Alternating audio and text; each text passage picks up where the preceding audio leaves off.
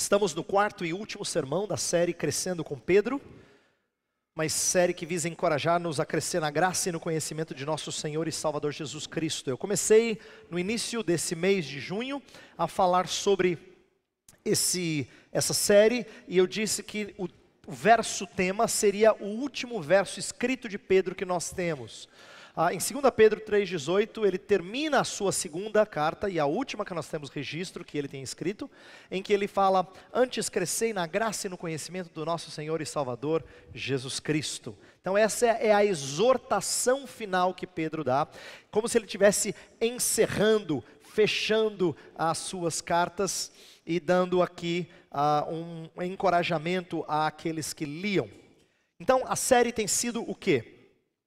Tem sido uma seleção de escritos das cartas de Pedro, onde ele aborda áreas nas quais precisamos crescer. Se ele fala crescer na graça e no conhecimento, então o que isso significa? Envolve que áreas? Mas eu selecionei especificamente e eu preguei algumas mensagens, o reverendo Gelson também pregou uma mensagem, em que nós mostramos que Pedro, de certa forma humilde, está abordando temas nos quais ele se mostrou imaturo nos dias em que ele andava com Jesus. Então os evangelhos têm muitas histórias que destacam aspectos específicos de Pedro, em que ele se mostra bastante descrente, cético, imaturo. E agora ele está escrevendo sobre esses temas que um dia ele se mostrou imaturo. E ao fazer isso, eu não creio que ele esteja sendo hipócrita. Ele está humildemente mostrando que nós precisamos crescer numa coisa que ele não havia entendido lá atrás, mas que, ao que parece, quando ele escreve essas cartas, ele já amadureceu muito na fé e já tem percebido a importância dessas verdades. Então nós já abordamos nessa série um melhor entendimento da revelação e o seu lugar na vida cristã, foi a primeira mensagem. Depois o pastor Jailson trabalhou com a edificação da igreja. E no domingo passado eu falei sobre a tentação proposta pelo inimigo. Essas foram as três mensagens anteriores.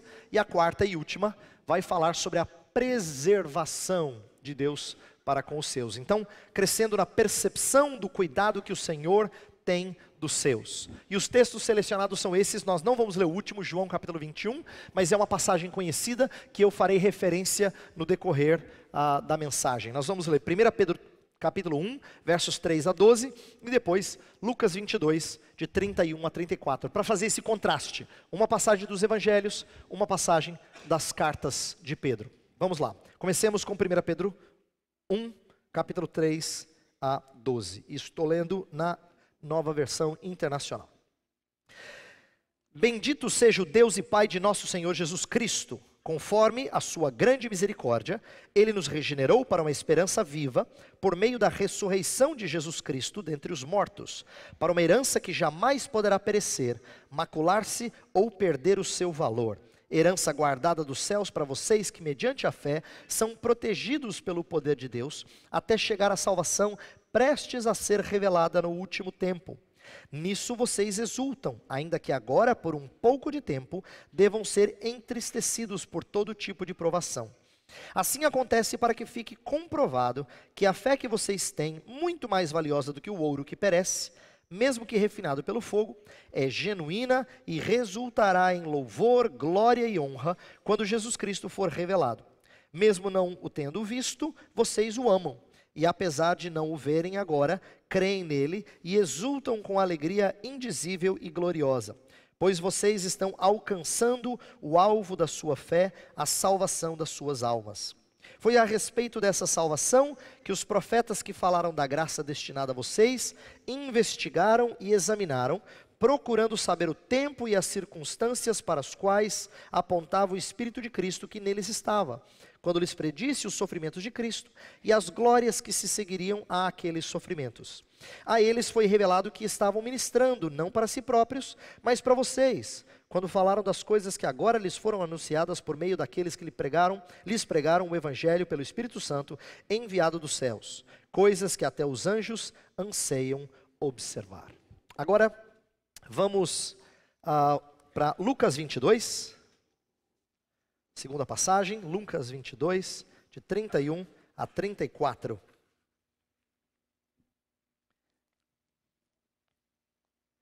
Diz assim: Simão, Simão, Satanás pediu vocês para peneirá-los como trigo, mas eu orei por você, para que a sua fé não desfaleça. E quando você se converter, fortaleça os seus irmãos. Mas ele respondeu: estou pronto para ir contigo para a prisão e para a morte. Respondeu Jesus: eu lhe digo, Pedro, que antes que o galo cante hoje, 3 vezes, você negará que me conhece. Quero começar abordando como é que o ser humano sem Deus começa ou visa superar ou lidar com os sofrimentos. Como é que o humanismo trabalha os sofrimentos? Enquanto eu pensava nesse tema, eu me lembrei de uma frase famosa que você já ouviu de diversas maneiras e pelas fontes que eu pesquisei, ela é atribuída a Nietzsche, o filósofo alemão. Ele fala: aquilo que não nos mata nos torna mais fortes. Essa é uma frase que se tornou bastante popular e conhecida de bastante gente e é usada no dia a dia. O que esse lema tem representado? Esse lema otimista tem sido celebrado e evidenciado como a capacidade humana de se adaptar em meio às dificuldades físicas, como a medicina atesta, supostamente atesta, e emocionais, como trabalha a psicologia, de tal forma que saia mais resistente a futuros sofrimentos e percalços. Então, quando alguém diz assim, aquilo que não me mata me torna mais forte, ele está testemunhando de como ele é um ser humano adaptável, que ele consegue superar certas dificuldades e se alguma coisa não é forte o suficiente para derrubá-lo, ele vai sair dessa crise mais forte ainda. E a gente gosta de encorajar alguém dizendo assim: fica firme aí que você vai sair mais forte dessa. E a pessoa enche o peito e diz: ok, confiando no seu poder de vencer sofrimentos. Essa é uma maneira comum de pessoas no mundo, isto é, num contexto sem Jesus Cristo e o seu Evangelho, de lidarem, entre aspas, vitoriosamente com o sofrimento. Eles entendem que eles têm que superar, e se eles têm algum tipo de crença, eles podem até apelar a isso, mas normalmente isso significa que eles encontram força dentro de si mesmos para vencer os percalços, para se tornarem mais resistentes a futuros sofrimentos. Eu creio que em alguma medida, Pedro se mostrou humanista em relação aos sofrimentos, quando lá em Lucas 22, a última passagem que a gente leu, ele mostra que ele vai perseverar no seguir a Cristo sem preservação. Eu estou usando essa frase porque nós vamos trabalhar hoje com uma doutrina conhecida no meio reformado, chamado de perseverança dos santos, mas que às vezes é chamada de preservação dos santos.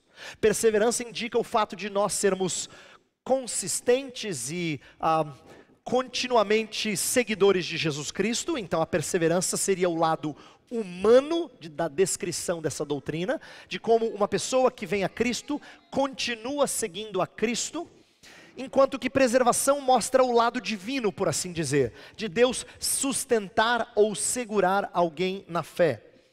Pedro, por algum momento ou por uma parte da sua vida, se achava apto a enfrentar as tribulações na força do seu próprio compromisso. Eu quero que você entenda bem, Pedro não é um cético, ele crê em Deus, ele crê que foi Jesus quem lhe tirou da vida de pescador e lhe colocou na vida de um ministro, de um pastor de almas, de um pescador de homens. Nessa época ele já tinha ouvido essa expressão, ele era um pescador de homens. Mas no momento em que, lá em Lucas 22, em que Jesus Cristo disse assim: olha, Satanás vai peneirar você, procurou você e os demais discípulos para peneirá-los. Ele fala assim: Senhor, fique tranquilo, estou comprometido contigo. Perceba como o humanismo é sutil. Ele não está dizendo, eu não preciso do Senhor. Ele está dizendo que ele tem um compromisso com Deus que é forte o suficiente para ele não deixar o Senhor. E é isso que eu quero destacar no início dessa mensagem, mostrando que é uma atitude humanista no meio de gente crente. É um humanismo que confia na força do seu compromisso. A gente vai perceber que a proximidade de Jesus não evita toda queda. Isso é verdade de Pedro, isso é verdadeiro acerca de nós mesmos. Não são poucas as vezes na nossa vida em que nós nos mostramos muito próximos de Jesus num instante e fazemos uma bobagem no instante seguinte. Como Pedro, que podia dizer, tu és o Cristo, o Filho de Deus vivo, e depois dizer, não, Jesus, você não vai para a cruz, não comece a falar desse jeito, de forma pessimista. Fala, Pedro, depois de uma bola dentro, de um chutaço no ângulo, foi lindo o seu gol. Você fala uma bobagem dessa? A ponto de Jesus tem que dizer para você, arreda Satanás. Mas Pedro não é neste mundo. Ele é um retrato das coisas que nós fazemos com frequência, de como às vezes nós perseveramos sem senso da preservação de Deus. Então, quando Cristo advertiu a Pedro lá em Lucas 22, ele ensinou algumas coisas e eu destaquei 4 delas que eu achei bastante curiosas. E a gente vai falar delas de maneira entremeada no decorrer da nossa mensagem. Veja só, em primeiro lugar, Jesus vai mostrar que os testes da nossa vida são intensos.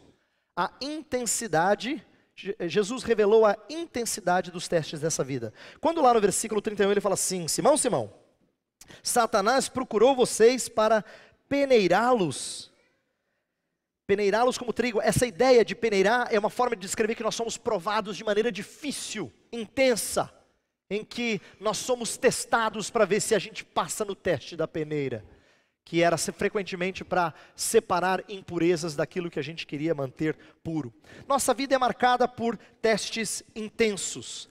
Então Pedro precisava aprender isso. Jesus estava mostrando a ele a intensidade dos testes dessa vida, mais intensos do que Pedro havia se dado conta. E é sobre isso que ele vai ensinar na sua carta, a intensidade desses testes da vida. Segunda coisa, Jesus também revela a intercessão que nos preserva. Perceba como Jesus faz uma mudança muito linda nesse texto. Se você observar de novo o texto de Lucas, ele vai dizer assim, no versículo 32, mas eu orei por você. Se você tem a Almeida atualizada, fala assim, Satanás vos procurou, eu porém roguei por ti. Aqui na NVI fala, ele procurou vocês, eu porém orei por você. A gente não pode deixar passar batido a mudança do plural para o singular. Jesus está mostrando que nem todo discípulo que foi abordado por Satanás foi preservado por ele. Nós conhecemos o famoso Judas, que acabou se tornando um instrumento de Satanás, aquilo que a Escritura chama de filho da perdição. No entanto, Pedro ouve diretamente da boca de Jesus Cristo, que a razão de ele não cair não é porque ele é comprometido, é porque eu orei por você. Eu orei por você para que a sua fé não desfaleça. É assim que Jesus mostra como é que nós somos assegurados da nossa salvação. E Jesus não faz isso só por Pedro. Outros textos dos evangelhos e das epístolas mostram que a intercessão de Cristo também é para nós. Em João 17 ele falou que ele orava não só por aqueles discípulos que estavam junto deles, mas para outros que viriam a crer. Em Hebreus 7 ele também fala que ele vive a fazer constante intercessão por nós. Essa certeza de que nós iremos perseverar depende da obra divina, e é isso que Jesus estava ensinando, e Pedro vai falar exatamente sobre isso no início da sua primeira carta. Outra coisa que Jesus revelou foi a inconsistência do nosso caminhar. Isso está implícito aqui, não está explícito, mas é óbvio. No versículo 32, logo no comecinho, ele fala assim, quando te converteres, em outras palavras, você vai cair. Quando você voltar, você percebe que Jesus nem gasta o tempo para dizer assim, então quando você cair, e aí você se converter? Não. É quando te converteres, ele já vai direto. Mas fica implícito que ele vai cair. Porque a inconsistência do nosso caminhar é uma frase que revela como vida cristã está cheia de altos e baixos. Essa é a mais pura verdade. Só que o texto não termina de maneira tão frustrante. Jesus, por último, revela a insistência divina em nos usar. Porque quando ele fala assim, quando te converteres, eu acho linda a segunda parte. Vai e fortalece os seus irmãos, tá? Quando você voltar, vai cuidar deles. Quando você se arrepender, cuida deles, eles também terão me abandonado.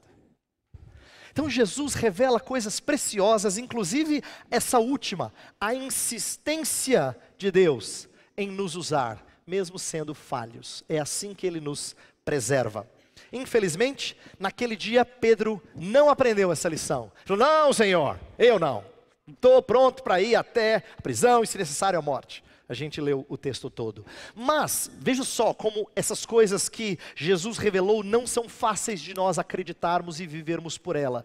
Pedro já tinha tido uma lição assim, já era para ele ter aprendido. Eu coloquei aqui no slide o texto de Lucas 5, que é da pesca maravilhosa. Aquele texto em que Pedro está lá pescando a noite inteira, não dá certo, Jesus chega e fala assim, lança a rede mais uma vez. Tá bom, Senhor. Tá bom, vai. E aí a gente sabe que quando ele lança, vem peixe de tudo quanto é canto, não dá nem para trazer a rede para dentro do barco, ele pede ajuda, o barco começa a afundar, porque era peixe de tudo quanto é lugar. E aí ele percebe que alguma coisa mágica ali aconteceu, miraculosa aconteceu. Cristo controlou a natureza para mostrar o seu poder, para que Pedro não fosse cético. E aí ele fala uma frase muito bonita, retira-te de mim, porque eu sou pecador. E olha só, ele sentiu a grandeza do poder de Deus, revelado em Jesus Cristo, mas Jesus não se afastou dele como ele pediu. Jesus chamou ele para perto e falou, não, nada disso, você a partir de hoje não vai ser mais pescador de peixe, você vai ser pescador de homem. Aí você fala assim, cara, ele já tinha aprendido. Não, não é fácil aprender essas coisas. Ele de novo desconfia do poder de Deus, confia no poder do seu próprio compromisso, não acredita que Deus nos usa em meio às nossas fraquezas, que é o que Jesus tinha mostrado lá atrás em Lucas 5, e ele precisa ouvir essa lição de novo. Por isso que eu quero, nesta manhã, partir do pressuposto que essas coisas que vocês talvez já ouviram antes, como eu já ouvi, nós precisamos ouvi-las de novo. Porque se Pedro levou um tempinho para aprender, eu imagino que nós não somos muito diferentes. A gente também leva algum tempinho para aprender essas coisas. Nós precisamos crescer na graça e no conhecimento de nosso Senhor e Salvador Jesus Cristo. No domingo passado eu já expliquei, em parte, o contexto geral dessa carta. 1 Pedro é escrita para crentes que estão sendo perseguidos. Então eu mostrei isso no domingo passado, o contexto de perseguição. Uma carta a crentes sofredores na Ásia Menor. Esse é as pessoas para quem ele escreve, e ele fala algumas coisas de sofrimento que são bastante estranhas, mas que visam trazer encorajamento. Ele fala que sofrimento é bem-aventurança, que faz parte da vida cristã, não devemos estranhá-la, e devemos encará-la sob o exemplo e a obra de Cristo. Alguns dos textos que estão aí no slide foram colocados na ordem de culto para a gente ler e já se familiarizar com isso. Pedro descreve várias coisas preciosas acerca do que é o sofrimento na perspectiva de Deus. O que eu não enfatizei no domingo passado é o seguinte: Pedro faz duas coisas. No domingo passado eu falei sobre como ele nos exorta a uma vida correta. E é verdade, ele faz isso. Mas não só isso. Ele sabe que não basta simplesmente dizer, Jesus fez muito por você, então está na hora de você retribuir. Não é assim que funciona na vida cristã. Jesus não é assim, alguém que fez muito por você e fala assim, agora por favor, vai, sua parte. Porque até a nossa parte a gente carece do Senhor. Até a parte em que ele pede que nós respondamos à graça dele, a gente precisa dele para responder adequadamente à graça prévia demonstrada por ele. Então, Pedro vai falar não só de exortação a uma vida correta, mas de encorajamento para os que se sentem testados acima de suas forças. Então, num certo sentido, nosso texto é um texto para encorajar aqueles que estão dizendo assim, não sei, tá difícil, pastor, tá difícil. Pedro vai nos ajudar. E eu quero começar mostrando a você uma coisa muito bonita, que mostra como às vezes os autores escreviam, inspirados pelo Espírito, em estruturas que são lindas, simples, não são difíceis, mas lindas. Por exemplo, a estrutura trinitária do capítulo 1, versículo 2, dá uma olhada. Eu vou ler o 1, 2. Escolhidos de acordo com o pré-conhecimento de Deus Pai, pela obra santificadora do Espírito, para obediência a Jesus Cristo e a aspersão do seu sangue. Claramente trinitário, né? Pai, Espírito e Filho, certo? As três pessoas da Trindade. Isso não aparece só ali. Os versos 3 a 12, que é o texto que a gente leu, ele também faz uma estrutura trinitária.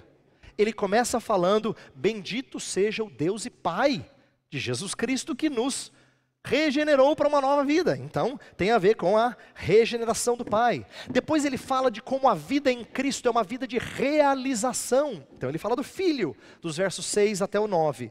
E, no final, ele fala da revelação do Espírito Santo, dos versos 10 a 12. O que isso revela? É que Pedro transpira teologia de forma trinitária, com facilidade, e mostrando que a nossa salvação é Deus do início ao fim. Então ele vai trabalhar esse tema que a gente vai discorrer hoje, mostrando Deus Pai na primeira parte, Deus Filho na segunda parte, Deus Espírito na terceira parte. Mostrando que é Deus do início ao fim, nas três pessoas da Trindade. Por isso que nós sempre dependemos de Deus. Essa é uma mensagem sobre preservação, para lembrar aquilo que nós já sabíamos, mas que às vezes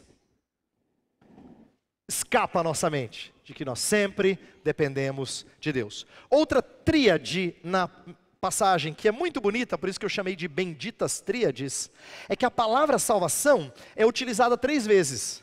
Interessantemente, é que as 3 vezes estão nas 3 partes que eu já mostrei, Pai, Filho e Espírito, e com 3 sentidos diferentes. Não completamente desconectados, não é isso? É a primeira vez que ele usa no versículo 5, ele está falando da salvação futura. Fala assim, para a salvação, versículo 5, a salvação prestes a ser revelada no último tempo, é a salvação futura. Depois do versículo 9, como eu vou mostrar, ele está falando da salvação que é no presente. Então a segunda ocorrência está lá para que a gente obtenha o alvo, alcance o alvo da sua fé, a salvação das suas almas. Ele está falando de algo que está acontecendo agora, na sua e na minha vida. E, por último, ele vai falar da salvação que foi revelada aos profetas do passado. Então, de novo, ele está usando uma tríade, mas ele está falando do futuro, do presente e do passado. E nas 3, a mesma palavra, salvação. Olha que curioso, quando a gente fala de salvação, às vezes a gente tem uma visão tão restrita, né? Eu pergunto para você assim, você já é salvo? Você fala, claro, você está falando do passado. Mas você poderia dizer assim, claro, ainda também e não. De acordo com esse texto, é assim. Já estou sendo e ainda não. Porque é verdade. Existe um elemento passado, existe um elemento presente e existe um elemento futuro. E por isso eu digo aqui que vida cristã é primeiro salvação e só depois obediência. Eu quero que você perceba isso. Pedro vai falar de obediência a partir do versículo 13. Ele vai exortar uma vida de santidade. Sede santos como o vosso Pai é santo. Você lembra desse verso? Está logo depois do nosso texto. Tá? Então Pedro vai fazer exortações. Mas antes de exortar você e eu a uma vida limpa, ele tem que lembrar você e eu que a salvação é o resumo de vida cristã. Se você fosse falar assim, vida cristã é o quê? Você fala assim, é seguir a Jesus. Não, calma. Antes de seguir a Jesus, é Jesus vir atrás de você. É Jesus vir atrás de você. É salvação, do início ao fim. Obra do Pai, do Filho, do Espírito. Então nós vamos manter isso em mente, a obra salvadora da Trindade excelsa, para que a gente perceba o que é que o apóstolo Pedro vai nos ensinar sobre preservação. Então eu quero pegar as 3 partes e fazer aqui uma explicação rápida de cada uma das partes, antes de nós fecharmos com algumas reflexões. Então eu quero começar falando da perspectiva futura. Já que no primeiro trecho, que fala do Pai, a palavra salvação tem um aspecto futuro, não é? Então eu quero falar assim, qual é a perspectiva que Pedro traz aos seus leitores? Muita coisa compactada nesses primeiros 3 versos. Daria para focar só aqui e a gente fechar o sermão aqui, mas eu vou tentar ser conciso. Ele fala que nossa vida é fruto da misericórdia do Pai, fundamentada na ressurreição de Cristo para a posse de uma herança eterna e segura pelo próprio Deus. Deixa eu desenvolver um pouquinho disso. Primeira coisa que ele começa a dizer é, bendito seja o Deus e Pai de nosso Senhor Jesus Cristo, porque conforme a sua grande misericórdia nos regenerou. Olha que interessante. Regenerar é nos trazer a uma vida nova, espiritualmente falando. Ele fez isso como? Pela sua misericórdia. Por que misericórdia? Porque nascimento nunca tem vontade própria. Tanto no âmbito natural, quanto espiritual. Ninguém disse assim, cara, fiquei com vontade de nascer. Aí minha mãe foi lá e eu nasci. Não é assim.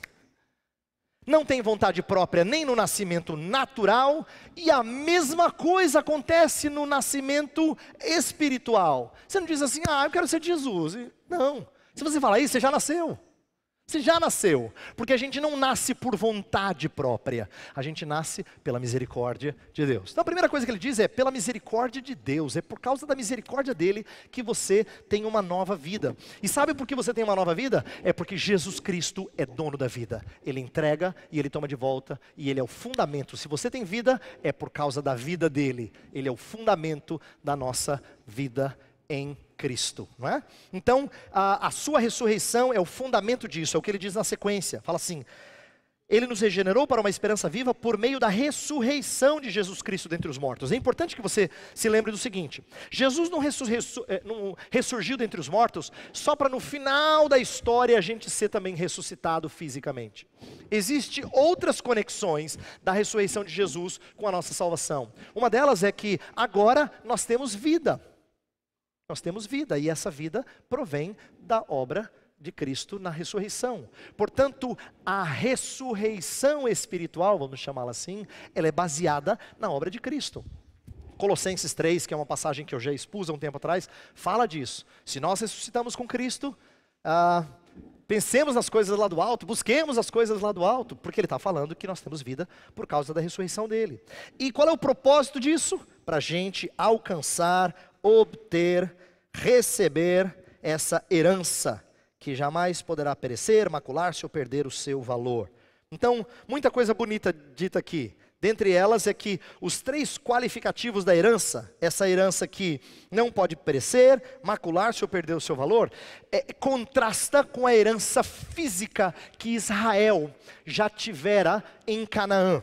Você lembra que a história da Bíblia, Deus tira o povo do Egito por intermédio de Moisés e leva para uma terra que Deus reservou, chamada Canaã, e aquele é o objetivo, historicamente falando. Lá o povo deve se estabelecer, lá ele deve se desenvolver, e é o que Deus havia planejado para o povo. Só que aquilo ali é pequeno, é só um vislumbre de uma coisa maior que Deus quer fazer. Tanto é que o material da terra eles perdem. Esse povo que antes estava peregrinando pelo deserto e chegam na terra, depois, por causa dos seus pecados, eles são tirados dessa terra. Sabe o que é curioso? Quando Pedro vai escrever a sua carta, ele usa essas 2 analogias, de que nós somos peregrinos e de que nós somos da dispersão. Tem a ver com o período que a gente andava no deserto e o período que a gente agora foi tirado da terra e levado para outras terras por causa dos nossos pecados. Nós somos o Israel fora da terra, mas que Deus quer agora dar-nos confiança de que nos espera grande herança, dessas que são diferentes de Canaã. Não pode crescer, não pode perder o seu valor, não pode ser maculada. Então, a ideia que está sendo apresentada aqui é que existe uma bondade de Deus de nos conduzir a uma herança muito mais preciosa, muito mais gloriosa do que a que Israel recebera no passado. E lembra que Deus deu a herança a Israel, mesmo em meio às suas falhas. O povinho que andou pelo deserto não era um povo gente boa. E o povo que estava na dispersão não tinha totalmente aprendido a lição. Quando eles voltam, não é porque eles estavam completamente arrependidos, sem pecados. Os profetas pós-exílicos vão mostrar que tem muitos problemas que continuam lá. Então Deus não reserva a sua herança só para os caras crentes mesmo. Você não está na lista, entendeu? Você já está fora. Você não tem qualificação necessária para isso. Você não. Então não pode ser para a gente assim, senão a gente está fora. E Pedro está escrevendo para a gente da dispersão, peregrinos, gente falha, gente com pecados. É importante isso, porque a ênfase de Pedro tem a ver com a maneira como a herança é guardada, não pelo nosso desempenho. Deus tirou o povo de Canaã por causa dos seus pecados, mas Ele não diz que vai nos tirar do novos céus e nova terra por causa dos nossos pecados. Lá nem entra pecado. Então, ele está mostrando a sublimidade dessa herança. Por isso que eu coloquei assim, do início ao fim de nossa história, Deus é o articulador da nossa salvação. E aí ele fala de algumas coisas então que devem despertar a nossa reação. Despertar, eu digo assim, o que a gente faz em resposta a isso? Antes de eu falar da resposta a isso, me permita dizer que essa proteção, essa herança que não pode ser maculada, não pode ser perdida, não pode perecer, não pode perder o seu valor. Essa herança, ela é guardada por Deus, inclusive de nós mesmos. Não é interessante isso? Escuta o que eu vou dizer. Quando Paulo fala assim, sabemos que todas as coisas cooperam para o bem daqueles que amam a Deus. E aí ele vai falar do plano maravilhoso de Deus para salvar eu e você. Lá no final ele fala, porque nem morte, nem vida, nem anjos, nem principados, nem coisas do presente, nem do porvir, nem poderes e nem altura, nada poderá separar você do amor de Deus que está em Cristo. Isso me faz lembrar que quando Paulo fala isso, ele não quer dizer só se você quiser. Se você quiser, tudo bem, aí você perde. Porque essa seria uma frase nada confortante, se Deus nos protegesse de tudo que está fora de nós, mas não nos protegesse daquilo que está dentro de nós. Por isso que a beleza dessa verdade é que a proteção, inclusive no grego, a palavra tem a ver com proteger-nos de sair do reino e proteger-nos de ataques externos. Isso é perfeito, porque só isso pode nos consolar.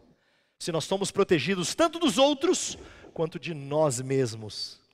É isso que dá segurança à vida do crente. E é nisso que nós cremos. Então o que essa verdade tem que inspirar? Primeiro, louvor. Ele começa o texto dizendo: bendito seja o Deus e Pai de nosso Senhor Jesus Cristo. Então, louvor.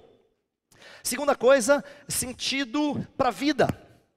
Ele fala que nós fomos regenerados para uma esperança viva. A ideia de esperança viva aqui é de alguma coisa que dá sentido ao nosso viver, que faz com que a gente tenha garantia de que vale a pena viver por Cristo. Então, nós temos agora um sentido para a nossa vida. E também temos descanso, porque o versículo 5 fala que nós somos protegidos pelo poder de Deus até chegar à salvação. Essa ideia de proteção que eu falei, que é a proteção tanto de fora quanto de dentro. Então nós estamos descansados. Então, isso nos inspira louvor, sentido e descanso para a vida, sem que propague algum tipo de licenciosidade. E aqui está a perfeição da palavra de Deus. Porque se até agora eu falei de como Deus nos preserva, alguém poderia dizer assim: pastor, peraí, boa sua mensagem, legal, só que tem muito crente que está descansando nisso, que está vivendo de qualquer jeito. E o texto não abre portas para uma vida desregrada, uma vida sem compromisso, porque ele fala que Deus nos guarda como mediante a fé. Em outras palavras, Deus não nos preserva independente da nossa fé. Ele não diz assim: ó, você não crê, mas pode deixar, eu te garanto. Não é assim. Ele nos preserva por meio da nossa fé. Por isso que a mesma doutrina é chamada, nos cânones de Dort e em outros documentos da fé reformada, de preservação e de perseverança. Porque envolve as duas coisas. Deus não nos preserva sem que a gente persevere. E a gente não persevera sem que Ele nos preserve. Então é importante que a gente creia nisso. Nossa doutrina de segurança em Cristo não permite uma vida desregrada e de ficar tranquilo de mente. Porque não é assim que Pedro ensina. Tanto é que a própria carta dele, como eu falei, tem várias exortações sobre vida limpa. Ainda que ele fale do poder de Deus que nos guarda. Mas ele faz isso como? Mediante a nossa fé. Por meio da nossa caminhada cristã. Esse é o sentido. Então, ele nos dá uma perspectiva futura do que nos aguarda. Mas além disso, ele mostra o propósito no presente. Olha como é que ele começa o versículo 6. Nisso vocês exultam, ainda que agora por um pouco de tempo devam ser entristecidos por todo tipo de provação. Então, o texto vai mostrar assim, olha, vocês têm que se alegrar nessa salvação futura. Eu sei que agora, no presente, por um pouco tempo, vocês têm que sofrer. Quando ele fala pouco tempo, dá a impressão assim de que passa desse jeito, né? Para quem está no meio do sofrimento, diz: pastor, não está passando assim. Está demorando um pouquinho mais. Mas quando Paulo tem a perspectiva do futuro, ele fala que essa dor agora ela é leve, é momentânea, é passageira, comparado ao que tem reservado lá. Isso só é possível quando a gente coloca em perspectiva. Por isso que Pedro começa com a perspectiva futura. Se você não tem a perspectiva futura, o que você está passando parece que demora um século. Mas quando você tem a perspectiva futura, você fala: uau, comparado com isso aqui tudo, isso aqui é pequenininho. Isso aqui é momentâneo, passa assim. É disso que Paulo também escreveu, Pedro faz aqui. Ele mostra como essa esperança futura, ela vai moldar, portanto, a nossa alegria. Ele fala muito de alegria agora dos versos 6 a 9. E ele está escrevendo para crentes perseguidos, crentes que estão sofrendo, crentes que estão padecendo na mão de ímpios. Mas veja só, a esperança futura nos dá alegria em meio à tristeza decorrente das provações presentes. Então no presente, a gente tem tristeza. Ah, crente não tem que ficar triste. Não é verdade. Ele fala: por algum tempo vocês são entristecidos. Vida cristã também contém tristeza. Só que tristeza não é incompatível com a alegria da qual ele fala aqui. É por isso que gente que é de fora não entende como é que um crente pode chorar e ser bem-aventurado. Felizes os que choram. E não é chorar de alegria, é chorar de tristeza. Mas assim, era difícil entender essa verdade de Jesus. É porque ele está colocando que nossas tristezas justas, pelos nossos pecados e os pecados ao nosso redor, não são incompatíveis com a alegria em Cristo. E aí, no versículo 7, ele vai usar uma analogia muito interessante do ouro que é purificado. Veja só, verso 7. Assim acontece para que fique comprovado que a fé que vocês têm, muito mais valiosa do que o ouro que perece, mesmo que refinado pelo fogo, é genuína e resultará em louvor, glória e honra quando Jesus Cristo for revelado. O que Pedro está fazendo aqui é comparando com o ouro, mas também dizendo, ó, mas a fé vale muito mais que o ouro, tá? O ouro, lembra, era o metal mais precioso. Por muito tempo na história humana, foi visto como aquilo que havia de mais valioso. Você ter ouro significava que você tinha aquilo que valia mais. E ele vai dizer, a sua fé, vale muito mais do que o ouro. Mas ele compara com o ouro. Assim como o ouro precisa passar pelo fogo para ser purificado, sua fé também. Sua fé também precisa passar pelo fogo para ser purificada. E por quê? Porque isso traz bem a você e traz glória e honra a Cristo. A honra, a glória a ser revelada em Jesus, quando Jesus Cristo for revelado, não é a sua glória, é a glória dele em você. É a glória dele. Então é para o seu bem e para a glória dele. Isso faz com que uma frasezinha que a gente usa com frequência ganhe mais sentido. Quando a gente fala assim, ó, fica firme, Deus tem um propósito. Sabe quando a gente usa essa frase? Deus tem um propósito. Por isso que Pedro fala assim, na Almeida Revista Atualizada fala assim, se necessário vocês vão sofrer. Aqui fala assim, ainda que agora devam ser entristecidos. Então, é necessário. Às vezes é necessário. Nem sempre é necessário, mas às vezes é necessário. Você e eu precisamos passar por esses sofrimentos e eles não são em vão, eles têm propósito. Por isso que eu coloquei nesse slide que o propósito presente é purificar nossa fé para que ela nos traga bem-estar e glórias a Cristo. E os versos 8 e 9 vão mostrar que o nosso amor por Cristo é visível em meio à fornalha. E quando isso acontece, nós estamos sendo salvos. E esse é o alvo da fé. Olha versos 8 e 9.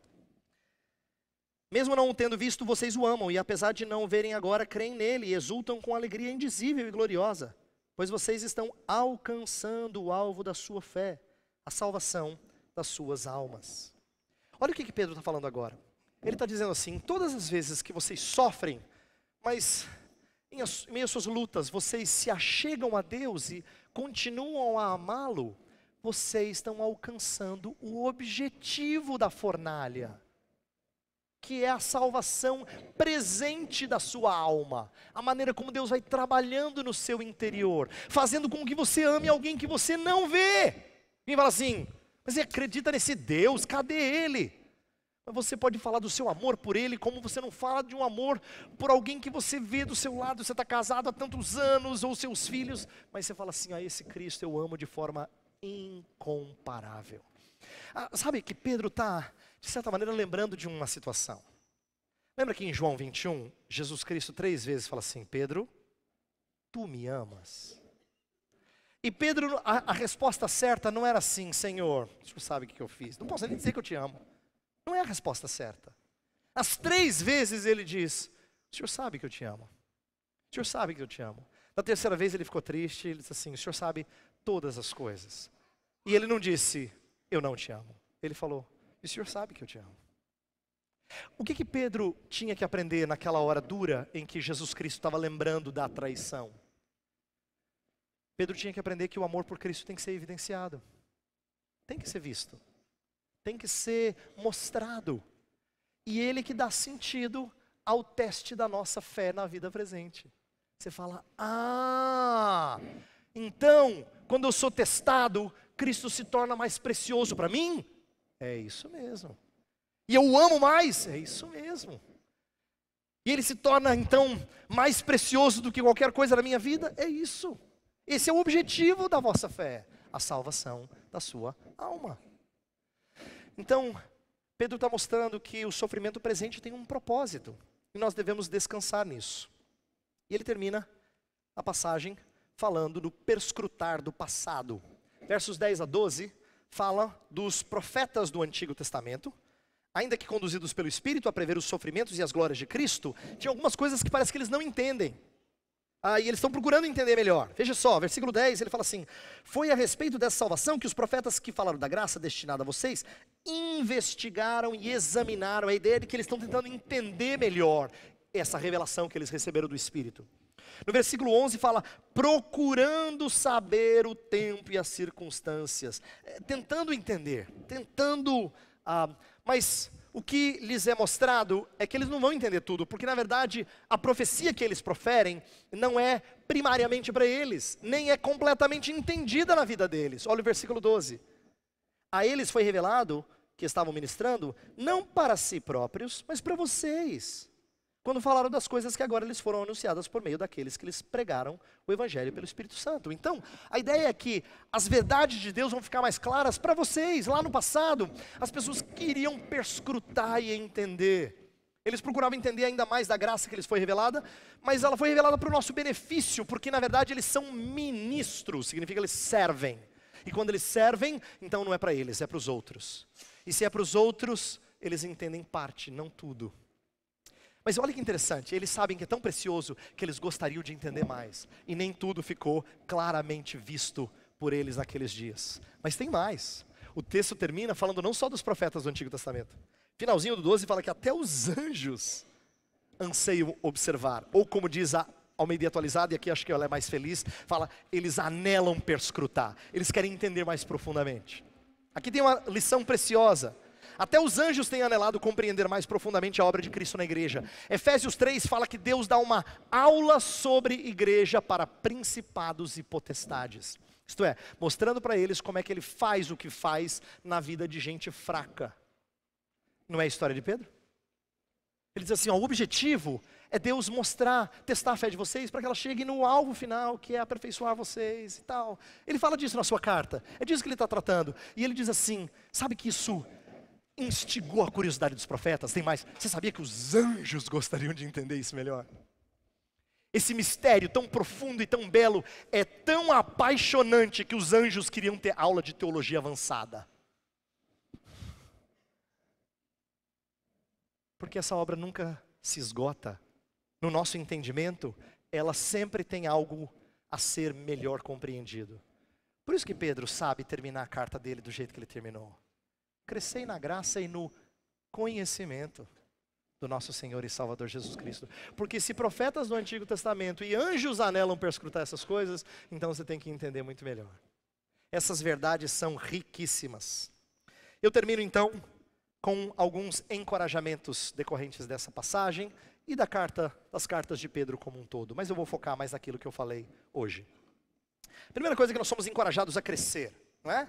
Se a série foi crescendo com Pedro, então nós precisamos aqui focar naquilo que nós aprendemos. A preservação divina deve ser estímulo à nossa perseverança. Quando eu falei de perseverança ser o lado humano e preservação o lado divino, eu não queria dizer que se você sabe que você está preservado, você fala assim, ok, você está no sofá então.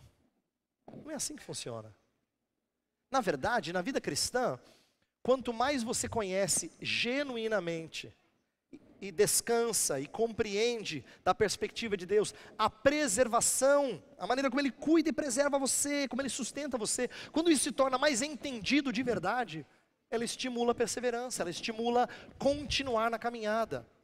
Porque investir naquilo que é vitorioso, vale a pena. Vale a pena. Já parou para pensar nessa frase? Vale o sofrimento. Vale. Porque você sabe que tem vitória. Então quando Pedro fala assim, crescei na graça e no conhecimento de Jesus, ele está dizendo para você, vale a pena, investe nisso, não seja um crente imaturo, ele está encorajando você a crescer, vale a pena. Ah pastor, mas é difícil, mas vale a pena, é isso que ele está falando. A preservação de Deus é um encorajamento para a gente perseverar e para a gente crescer e não continuar crente assim, que parece que não entende nada, parece bebê, fazendo as mesmas perguntas sempre, tendo as mesmas dúvidas, lutando com as mesmas ansiedades, presos aos mesmos pecados. Não cansa? Cansa. Você cansa de você mesmo? Que dirá os seus irmãos? Não peça a Deus para você crescer. Ele está encorajando você nessa manhã. Peça a Ele, Senhor, eu já tenho tanto tempo de vida cristã, é uma vergonha eu estar como eu estou. É uma vergonha. É uma vergonha estar como você está. Peça para Ele. Senhor, me ajuda a crescer. Eu preciso crescer. Segundo, nós somos encorajados a suportar. O poder e o propósito do sofrimento não nos dão, ou nos dão um novo ângulo para suportar. O poder e o propósito do sofrimento nos dão um novo ângulo para suportar. A ideia é que se o poder de Deus nos guarda e o propósito é aperfeiçoar a nossa alma, então a gente agora tem uma nova perspectiva, a gente pode enfrentar alguma coisa e responder de verdade, tudo bem? Tudo bem, graças a Deus. Não é aquele tudo bem que sai de boca para fora. Como é que foi a sua semana guardada por Deus? Graças a Deus. Porque quando nós entendemos o poder de Deus de nos segurar e de nos proteger até das nossas besteiras, e quando nós entendemos que o propósito de Deus fazer-nos passar por certas coisas é para que a gente cresça, então a gente tem um novo ângulo agora para suportar. E por último, nós somos encorajados a pastorear. Lembra do texto de João 21? Pedro, tu me amas? Sim, Senhor, tu sabes que eu te amo. Pedro, tu me amas? Sim, Senhor, tu sabes que eu te amo. Terceira vez, Pedro, tu me amas? O Senhor sabe todas as coisas, sabe que eu te amo. Nas 3 vezes Jesus fala assim: apacenta os meus cordeirinhos, apacenta as minhas ovelhas, cuida das minhas ovelhas. Jesus podia ter dito assim: agora fica de castigo no cantinho. Mas ele não faz. Não é curioso? Lembra da profecia dele? Quando te converteres, fortalece os teus irmãos. Sabe o que eu quero que você compreenda aqui? A nossa igreja vai ser mais saudável, ela vai mostrar crescimento na graça e no conhecimento de Jesus, quando a gente tiver a coragem de pastorear outros irmãos, mesmo sabendo que o nosso histórico é ruim. Às vezes a gente tem a impressão que não é para mim, sabe, pastor? Porque eu ainda estou crescendo, mas Deus quiser. Nossa, se Deus quiser não vai chegar nunca. Porque você é uma medrosa. Você é um medroso, você confia no seu desempenho, na força do seu compromisso. Quando você estiver bom, aí você vai pastorear. Aí você, não, aí eu vou fazer. Pode deixar, pastor. Conta comigo. O ano de 2000 e sei lá quando. Porque você sempre se acha despreparado. Mas Jesus já avisou. Você vai cair, Pedro.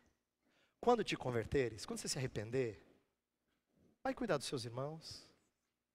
Eu queria que você entendesse assim. Eu estou desafiando vocês porque Pedro me encoraja a pastorear o rebanho de Deus. Mas ele encoraja você também a pastorear o rebanho de Deus. Então, se Jesus não abandonou Pedro em seu fracasso, mas o restaurou, devemos fazer o mesmo. Eu queria pedir que nossa igreja mostre crescimento assim. Como? Tanto suportando com a perspectiva correta os sofrimentos presentes, porque tem visão, esperança, viva esperança de coisas do porvir, mas cuidando de pessoas, cuidando de quem precisa de cuidados. É isso que vai mostrar a saúde da nossa igreja. Então nós vamos orar por ela. Eu peço que você feche os olhos e nós vamos rogar por nós mesmos, não pelos outros. Não pense nos outros, pense em você, como você não tem pastoreado quem está próximo de você. Você não tem pastoreado devidamente quem está próximo de você. Ou por falta de coragem, ou por inconsistência sua, ou por medo, não é? Ou por pecados seus. Isso é muito ruim. Se arrependa, cresça hoje e cuide de quem está próximo de você. Pai do céu, estamos terminando essa série e pedimos o teu auxílio. Nós ouvimos 4 domingos sobre crescimento e a verdade é que nós sabemos que temos que crescer, mas às vezes nós somos infantes, presos ao leitinho, e não podemos comer comida substancial. Pai, nos perdoe. Perdoa os nossos pecados, a começar em mim, Senhor. Os líderes dessa igreja, também na vida de todos os membros. Perdoa os nossos pecados. Faz-nos mais limpos do que nós somos. E dá-nos a coragem de começar a servir assim que nos arrependermos dos nossos erros. Não esperarmos um tempo de vida perfeita, ou pelo menos de vida mais coerente. A verdade é que nossa vida é marcada por altos e baixos. E nós precisamos aprender a servir antes de estabilizarmos nossa vida. Então ajuda-nos. Ajuda-nos a crescer na graça e no conhecimento de Jesus Cristo. Nós rogamos em nome dele. Amém.